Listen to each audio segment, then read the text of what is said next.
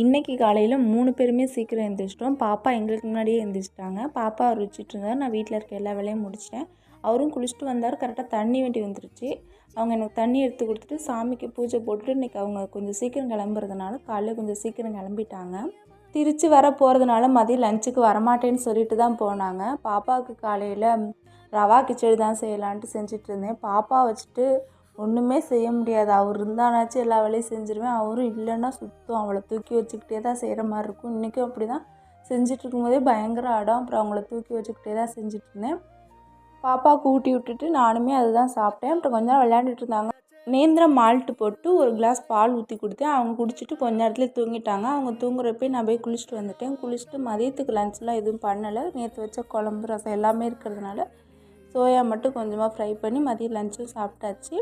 அவங்க இனிமேட்டு அவங்க எந்திரிச்சிட்டாங்கன்னா மதியத்துக்கு பாப்பாவுக்கு மட்டும் தேங்காய் பால் சாதம் வச்சு ஊட்டிடலான்ட்டு இருக்கேன்.